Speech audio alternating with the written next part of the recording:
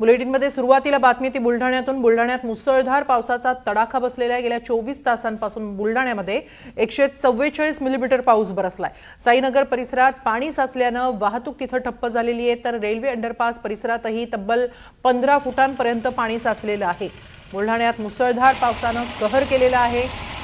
अनेक ठिकाणी पाणी साचलेलं आहे। गेल्या 24 तासात बुलढाण्यामध्ये 144 मिलीमीटर पाऊस बरसलेला आहे, त्यामुळे अनेक सखल भागांमध्ये पाणी साचलेलं आहे। रेल्वे अंडरपास परिसरात तब्बल 15 फुटांपर्यंत पाणी साचलंय।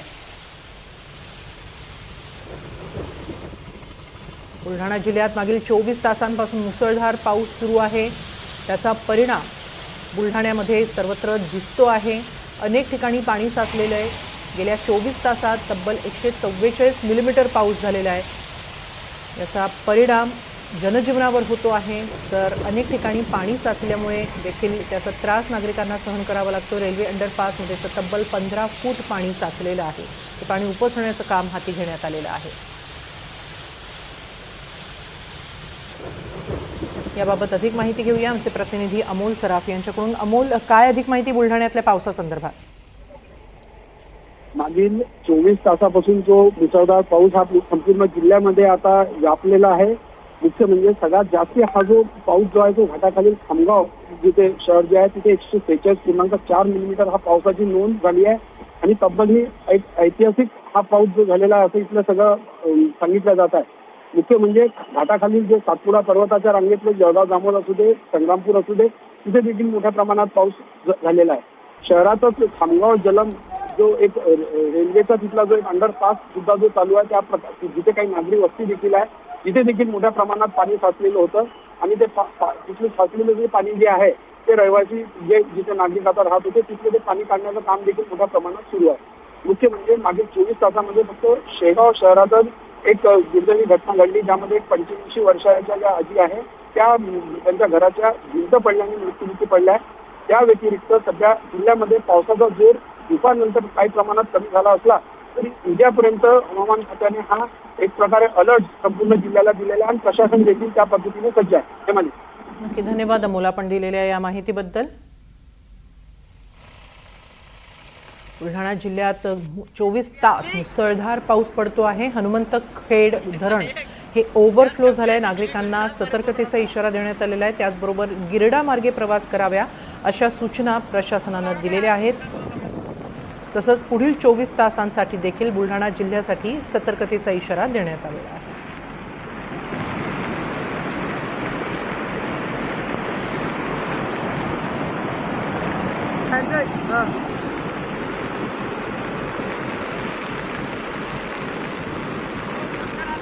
पुढची महत्त्वाची बातमी अकोल्यातून। अकोल्यातील अकोट तालुक्यात जोरदार पाऊस बरसतोय। धामणा परिसरात सततच्या मुसळधार पावसानं पठार नदीनं तब्बल 15 वर्षांनंतर रौद्ररूप धारण केलंय। चोहुट्टा बाजार, करतवाडी, रेल, धामणा, गरसोळी, पातोंडा यासह 12 ते 15 गावांचा संपर्कही पूर्णपणे तुटलेला आहे।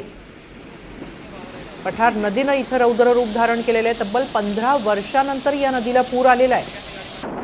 धामणा पुलावरूनही पाणी वाहतंय, त्यामुळे वाहतूक तिथं बंद झालेली आहे, तर 12 ते 15 गावांचा संपर्क पूर्णपणे तुटलेला आहे।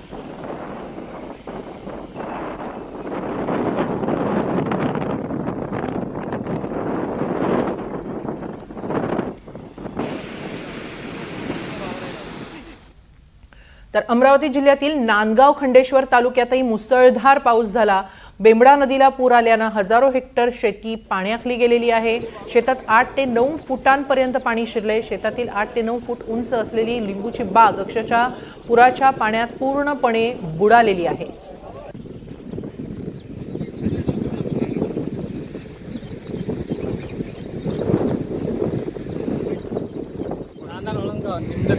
कळंगाव इथे 8 ते 9 वर्षापासून पुनर्वसन झालेलं आहे। तरी इथची परिस्थिती अशी आहे की आम्हाला घरात जाण्याचे सुद्धा रस्ते राहिले नाही, नालेसुद्धा नाही आहे। विशेष म्हणजे अधिकारी लोक गावात धमकावतात लोकांनी का तुम्ही गाव सोडा, सर्व तिथं सर्व झालेलं आहे।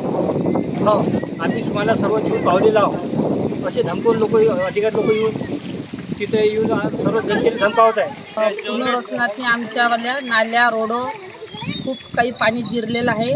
माड्या पाणी आहे। घरोघरी जाऊन तुम्ही तपासणी करा या.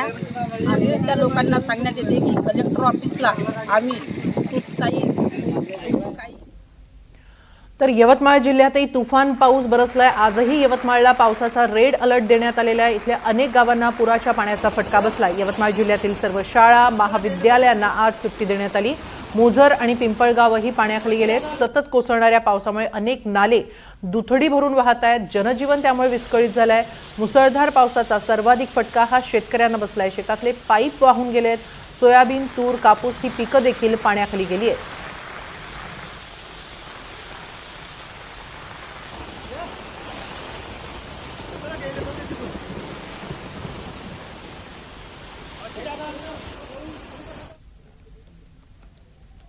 तर नाशिक जिल्ह्यात सुरू असलेल्या मुसळधार पावसामुळे तिथला पाणी प्रश्न सुटलाय. नाशिकमधील गिरणा धरण आता 97% भरलंय. पाण्याचा विसर्ग त्यातून सुरू करण्यात आलेला आहे. गिरणा धरण भरल्यामुळे जळगाव आणि नाशिकचा पाणी प्रश्न सुटलाय.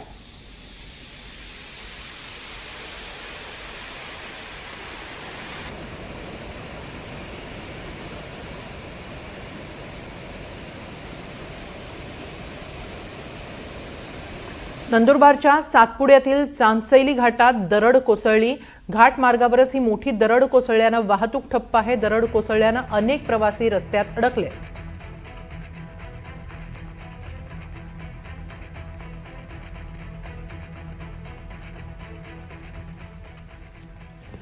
जळगाव शहरातील बजरंग बोगदा पाण्याखाली गेलाय. त्यामुळे इथली वाहतूक ठप्प झाली आहे. बोगद्यातील पाण्याखाली कार अडकल्यानं महापालिकेच्या कर्मचाऱ्यांनी दोराच्या साहाय्यानं बोगद्याखाली पाण्यात अडकलेल्या या कारला बाहेर काढलं. जळगाव शहरात सुरू असलेल्या मुसळधार पावसामुळे अनेक सखल भाग जलमय झाले आहेत. बजरंग बोगदा देखील पूर्णपणे पाण्याखाली गेलाय. बोगद्यात मोठ्या प्रमाणात पाणी साचल्याने इथली वाहतूकही ठप्प झाली आहे. दरम्यान पाण्यात अडकलेली ही कार महापालिकेच्या कर्मचाऱ्यांनी दोराच्या साहाय्यानं सुरक्षितपणे अशी बाहेर काढली. प्रशासनानं नागरिकांना पाण्यानं भरलेल्या बोगद्यांमधून किंवा सखल मार्गांमधून किंवा जलमय मार्गांवरून वाहन नेऊ नये असं आवाहन केलेलं आहे.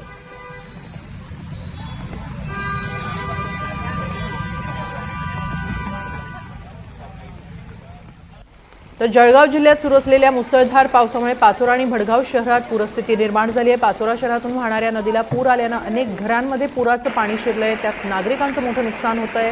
भडगाव शहरातील कोल्हा नाल्यालाही पूर आलाय. त्यामुळे परिसरातील अनेक दुकानांमध्ये पाणी शिरलंय. या पार्श्वभूमीवर प्रशासनानं परिस्थितीवर बारकाईनं लक्ष ठेवलं असून महसूल, नगरपालिका आणि आपत्ती व्यवस्थापनाची पथकं सतर्क करण्यात आली आहेत. नागरिकांनी सुरक्षित ठिकाणी राहावं, प्रशासनाच्या सूचनांचं पालन करावं असं आवाहन सातत्यानं करण्यात येतं.